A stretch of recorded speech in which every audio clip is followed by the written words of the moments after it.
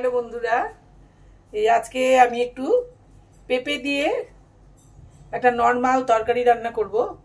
গরমে কিন্তু এই পেঁপের তরকারিটা কিন্তু খুবই উপযোগী। এ দেখো, তার জন্য আমি নিয়ে নিয়েছি এখানে আধখানা পেঁপে কেটে নিয়েছি, আর এখানে দুটো বড় সাইজের আলু কেটে নিয়েছি, আর একটা টমেটো, আর ধনেপাতা, আর হাফ কাপ ছোলার ডালকে জলে ভিজিয়ে রেখেছিলাম। এটা দুটো কাঁচা লঙ্কা আর একটু নুন দিয়ে ছোলার ডালটাকে আমি বেটে নেব। তোমরা চাইলে মটর ডাল দিয়েও করতে পারো। আমি মটরের ডালটা পছন্দ করি না, জন্য মটর ডাল নিয়ে নিই। এবার আমি চলে যাচ্ছি রান্নাতে। আচ্ছা, এবার আমি একটা মশলা বানিয়ে নিচ্ছি নর্মাল। একটু বাটিতে জল নিয়েছি, মশলাটা ভিজিয়ে রাখলে গ্রেভিটা ভালো হবে। এখানে এই ছোটো চামচ দিয়ে 2 চামচ জিরের গুঁড়ো, কাশ্মীরি লঙ্কার গুঁড়োটা আমি একটু বেশি দেবো, কারণ আমি বেশি ঝাল করব না, বাড়িতে ছোটো বাচ্চা আছে। এই কাশ্মীরি লঙ্কার গুঁড়ো একটু দিয়েছি, আর দিয়ে দিলাম এখানে শুকনো লঙ্কার গুঁড়ো। আমি একদম খুব সামান্য দেব, এই একদম অল্প একটু। আর এখানে দিচ্ছি হলো 1 চামচ ধনের গুঁড়ো। আর এর মধ্যে আমি হলুদটা দিয়ে দিচ্ছি। হলুদটা আমি আলাদা করে আর দেবো না, এই যে হলুদটা দিয়ে দিচ্ছি আমি, সেটা তোমরা পরিমাণ বুঝে দিও। এটা আমি একটু ভিজিয়ে রাখবো কিছুক্ষণের জন্য। আর এর মধ্যে যোগ করব 1 চামচ আদা বাটা।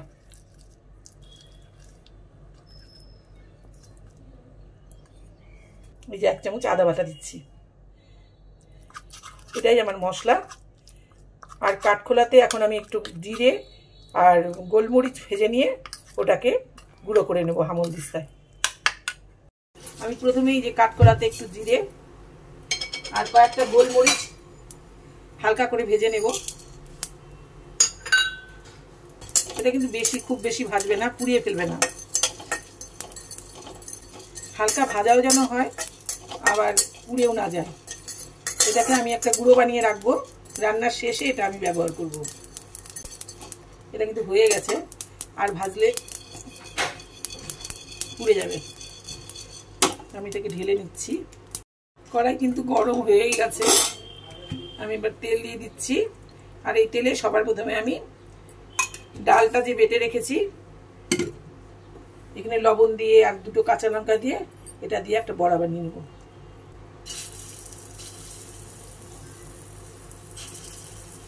এভাবে কিন্তু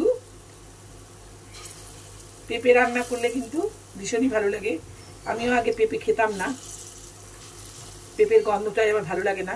তবে যারা পেঁপের গন্ধ পছন্দ করো না, তারা পেঁপেটা সেদ্ধ করে জলটা ফেলে দিতে পারো। তবে আমি পেঁপের জলটা ফেলতে চাই না, কারণ ওটার মধ্যেই তো ভিটামিন না।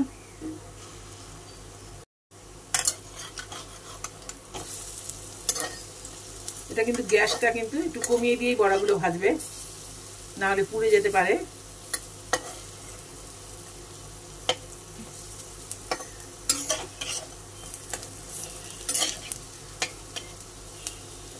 তবে এইভাবে কিন্তু বড়া দিয়ে যদি তোমরা পেঁপের তরকারি রান্না করো, আশা করি যারা খেতে চায় না তারাও পছন্দ করবে। আমি আগে পেঁপের তরকারি একদমই খেতাম না, শুধুমাত্র পেঁপে ভাজা বা পেঁপে সেদ্ধ হলে খেতাম, কিন্তু এখন খাই, ভালোই লাগে, খারাপ লাগে না। তবে নিরামিষ করেও এটা খেতে পারো, তোমরা চাইলে পেঁয়াজ রসুন দিয়েও খেতে পারো। আমি আজকে নিরামিষ করেই রান্না করছি। মোটামুটি হয়ে গেছে, বেশি কড়া করবো না আমি। আচ্ছা, হয়ে গেছে, আমি তুলে নিচ্ছি।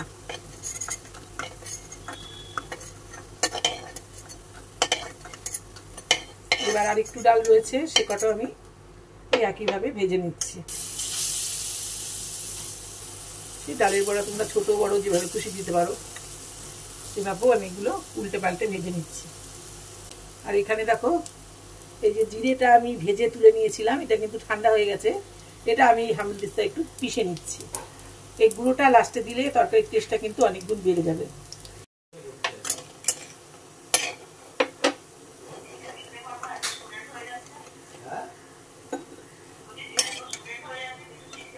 যে কড়াই একটু তেল দিয়ে দিলাম, আলুগুলো দিচ্ছি, ভেজে নিচ্ছি। একটু হলুদ আর লবণ দিচ্ছি।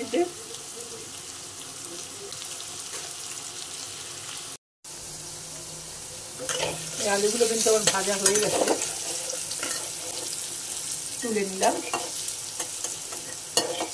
এবার এই তেলেই পেঁপেগুলোকে ভেজে দেবো। তোমরা চাইলে একবারেও ভাজতে পারো, কিন্তু পেঁপেটা সেদ্ধ হতে একটু বেশি সময় লাগে, ওই জন্য আমি আলাদা করে দিচ্ছি।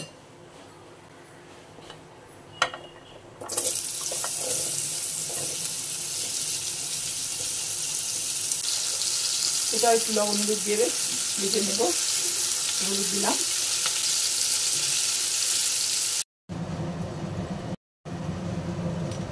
এগুলো ভাজা কিন্তু আমার হয়ে গেছে।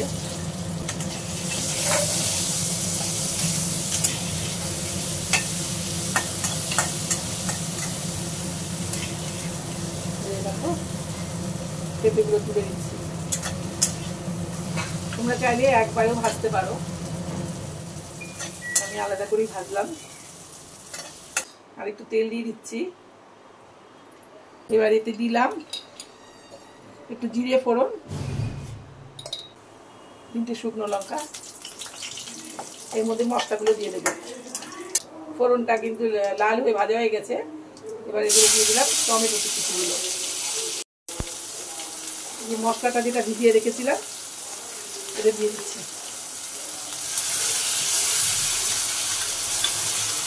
এর মধ্যে কিন্তু হলুদ দেওয়া আছে, আমি হলুদ দেবো না।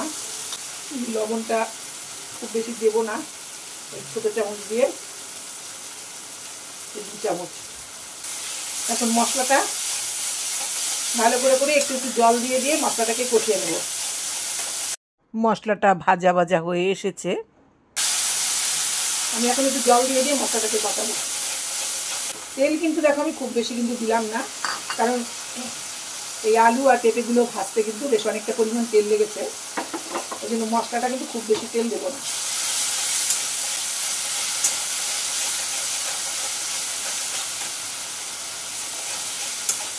মশলা কষানোর উপরেই কিন্তু তরকারি ভালো হওয়া কিন্তু নির্ভর করে।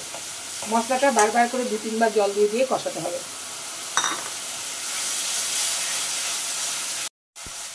মশলাটা কিন্তু আমার কষানো হয়ে গেছে। আমি যে শুকনো খোলায় যে কাঠখোলাতে ভেজে যে মশলাগুলোটা করে রেখেছিলাম, এখান থেকে 1 চামচ আমি এখানে দিয়ে দিলাম, আর বাকিটা আমি নামানোর আগে দেবো।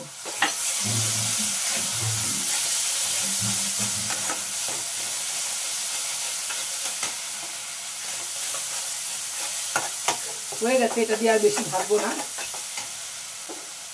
এবারে সবজিগুলো আমি ঢেলে দিচ্ছি। আমার রান্না যদি তোমাদের ভালো লাগে তাহলে সাবস্ক্রাইব করে আমার সঙ্গে থাকার অনুরোধ জানাচ্ছি। তোমরা এইভাবে পেঁপে তরকারি রান্না করো, দেখো যারা পছন্দ করে না তারাও কিন্তু হাত চেটেপুটে খেয়ে নেবে। একবার হলেও তোমরা বাড়িতে এটা ট্রাই করো। জল দিয়ে আমি ঢাকা দিয়ে দেবো, কারণ কষানো হয়েছে, আর বেশি কষানোর প্রয়োজন নেই। আরেকটু জল দেবো।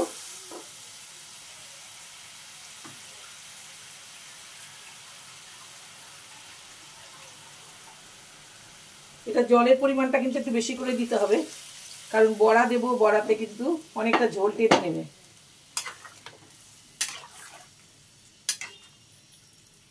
লবণটা আমি একটু দেখে নিচ্ছি।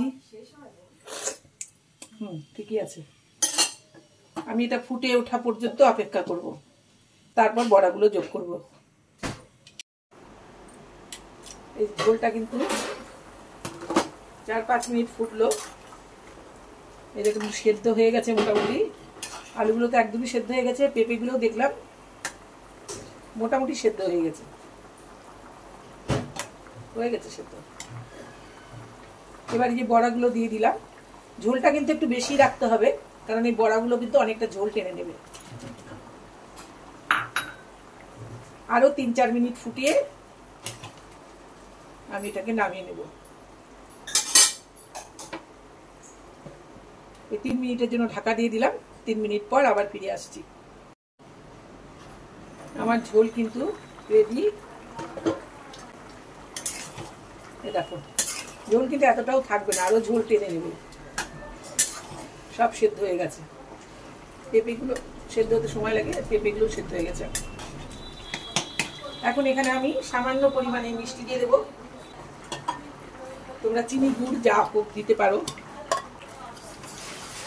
এই যে আমি একটু চিনি দিয়ে দিচ্ছি। এই যে ভাজা মশলাটা যেটা আমি রেখেছিলাম সেটাই দিয়ে দিচ্ছি। একটু ধনে পাতা দিলাম,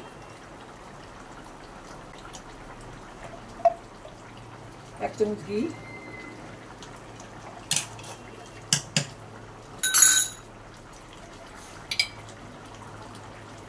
আর একটু গরম মশলা। গ্যাসটাকে এবার আমি বন্ধ করে দিচ্ছি। একদম রেডি আমার আলু পেঁপে আর বড়ার তরকারি। এবার একটা পাত্রে আমি ঢালবো। দেখো অনেকটাই কিন্তু ঝোল রয়েছে, কিন্তু এতটা ঝোল কিন্তু থাকবে না, এটা কিন্তু টেনে নেবে বড়াতে। পাত্রে ঢেলে নিয়ে ফিরে আসছি। সর্বশেষ এর মধ্যে যে দুটো কাঁচা লঙ্কা দিয়ে দিলাম। আমি ঝাল বেশি দেবো না, আগেই বলেছি আমার নাতি খাবে। দুটো কাঁচা লঙ্কা দিয়েছি, তোমরা চাইলে বেশি দিতে পারো। দেখো আমার কিন্তু তরকারি রেডি। এবার আমি এটা একটা পাত্রে ঢেলে নিচ্ছি। এইভাবে রান্না করো তোমরা, গরমে খাওয়াও, কোনো ক্ষতিকর নয়, আবার খেতেও ভালো লাগে।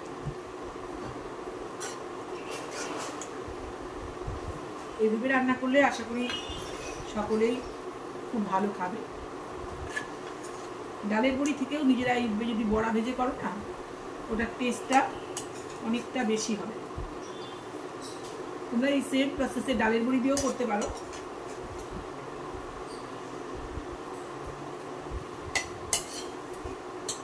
তোমরা ভিডিওটাকে কোথা থেকে দেখছো, ভিডিওটা যদি তোমাদের ভালো লাগে তাহলে তোমরা সাবস্ক্রাইব করে আমার সঙ্গে থেকো। টাটা, আবার দেখা হবে তোমাদের সঙ্গে নতুন কোনো ভিডিও নিয়ে। দেখো এটা কিন্তু দেখতেও কিন্তু খুব সুন্দর হয়েছে। ভিডিওটা ভালো লাগলে অবশ্যই তোমরা সাবস্ক্রাইব করে আমার সঙ্গে থেকো, এবং তাহলে আমি কাজের প্রেরণা লাভ করব। তোমরা ভালো থেকো, সুস্থ থেকো। আবার দেখা হবে তোমাদের সঙ্গে অন্য কোনো নতুন ভিডিও নিয়ে। ততক্ষণের জন্য সকলকে টাটা, বাই বাই। তোমরা সুস্থ থেকো, ভালো থেকো।